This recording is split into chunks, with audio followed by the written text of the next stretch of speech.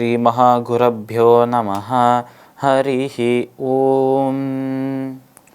सदाशिवसमारम्भां शङ्कराचार्यमध्यमाम् अस्मदाचार्यपर्यन्तां वन्दे குருபரம்பராம்.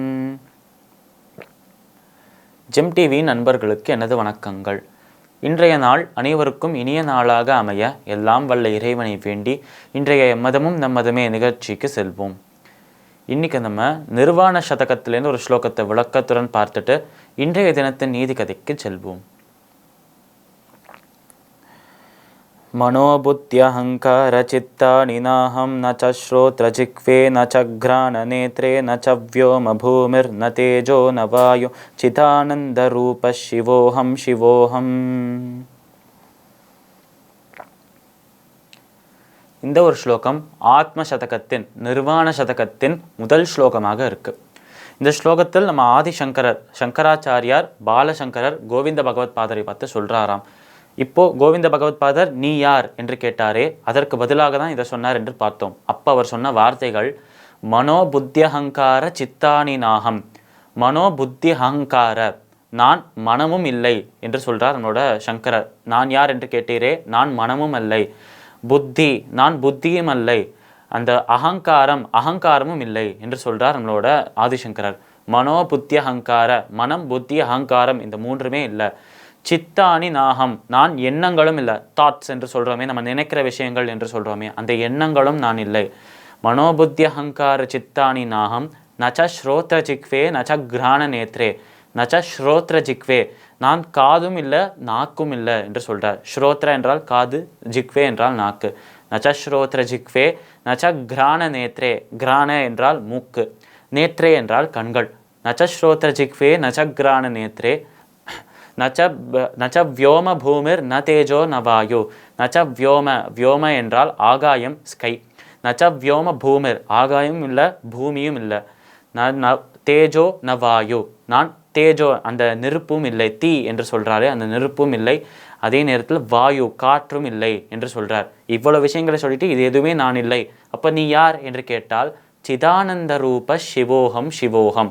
சித் ஆனந்த ரூபம், நான் யார் என்ற அந்த பரபிரம்மத்தின் ஞானமுடைய அந்த ஞானமூர்த்தியாக, ஆனந்தத்தின் ஸ்வரூபமாக, இந்த ஞானம் ஆனந்தம் இந்த ரெண்டுமே சேர்ந்த ஒரு நிலையைத்தான் சிவம் என்று சொல்கிறோம். அந்த சிவம்ங்கிற நிலை, அப்படி இருக்கும் சிவம்ங்கிற நிலையில் இருக்கும் ஒருவன் தான் நான் என்று சொல்கிறார் நம்மளோட ஆதிசங்கரர். இன்னொரு விதமாக சிவோகம் சிவோகம், அந்த சிவபெருமானுக்கும் எனக்கும் எந்த ஒரு வித்தியாசமும் இல்லை. நானும் இந்த ஒரு ஜீவாத்மாவும் சிவபெருமானும் ஒன்று தான். அதனால் அத்வைதத்தை இந்த இடத்துல ஸ்தாபனம் செய்கிறாராம் நம்மளோட சங்கரர். அதனால் இந்த மனம் புத்தி அகங்காரம் எண்ணங்கள் இது எதுவுமே நான் இல்லை. நான் கேட்கும் காதுகள் செவிகள் இல்லை, பேசும் நாக்கு அந்த பேசுகிற நாக்கும் இல்லை, மூக்கும் இல்லை, கண்களும் இல்லை, அந்த ஆகாசம் பூமி இதுவும் இல்லை. அதே நேரத்தில் அந்த ஒரு நெருப்பு தீயும் இல்லை, காற்றும் இல்லை, இப்படி எதுவுமே இல்லை. ஆனால் எனக்கு இருக்கும் ஒரே ஐடென்டிட்டி சிவோகம் சிவோகம், அந்த சிவபெருமானின் சொரூபமாகவும் இருக்கிறேன், அந்த சிவம் என்கிற நிலையிலும் இருக்கிறேன் என்று சொல்கிறார் நம்மளோட சங்கரர். இந்த ஸ்லோகத்திற்குண்டான விளக்கம் இதுவே. இன்னைக்கு நம்ம எங்கும் நிறைந்த பிரம்மம் என்ற தலைப்பில் ஒரு நீதி கதையை பார்ப்போம். இந்த ஒரு கதையானது உபனிஷத்துக்கள்லேருந்து நம்மளுக்கு தெரிய வரும் கதையாக இருக்குது. இந்த கதையில் முக்கியமாக வரும் 2 கதாபாத்திரங்கள், இந்த முக்கியமாக வருவது உத்தாலகர் என்பவர் ஒருத்தர் இருக்கார், அவரின் மகனாக இருக்கும் ஸ்வேதகேது என்று இன்னொருத்தர் இருக்கார். இப்படி 2 பேருக்கும் இந்த தந்தை மகன் இந்த 2 பேரை சுற்றி தான் இந்த முழு கதையே நடக்கிறது. இப்படி உத்தாலகர் இருக்கார், ஸ்வேதகேது இருக்கார். இந்த கதை எப்படி ஆரம்பிக்கிறது என்றால், ஸ்வேதகேதுவோட தந்தையாக இருக்கும் இந்த உத்தாலகர் ஒரு பெரிய ஞானியாக பெரிய பண்டிதராக இருக்கார்.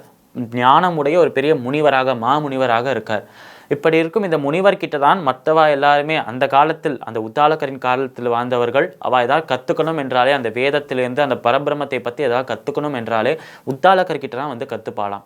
இப்படி உத்தாலகர் தன்னோட தந்தையாக இருக்கும் உத்தாலகர் இவ்வளோ ஒரு அறிவுடையவராக இருக்காரே, அறிஞராக இருக்காரே, இவர்கிட்ட நம்ம பாடம் பயில வேண்டும், இவர்கிட்ட தான் நம்ம கல்வியை கற்க வேண்டும், ஞானத்தை பெற வேண்டும் என்று இந்த ஸ்வேதகேதுக்கு ஆசை வர்றதுதான். தன்னோட பிள்ளையாக இருக்கும் ஸ்வேதகேதுக்கு ஆசை வர்றதுதான்.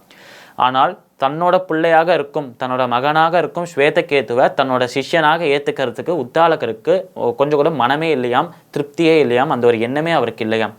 இவர் தன்னோட பிள்ளையா இருக்கும் எல்லாருக்குமே சொல்லித்தரார் நம்மளோட உத்தாலகர். தன்னோட பிள்ளையா இருக்கும் அந்த ஸ்வேதகேதுவுக்கு ஏன் சொல்லித்தரல, அந்த மாதிரி சொல்லித்தராமல் மறுக்கிறதுக்கான காரணம் என்ன, நாளை தினம் பார்க்கலாம். மீண்டும் நாளை சந்திப்போம். நன்றி, வணக்கம்.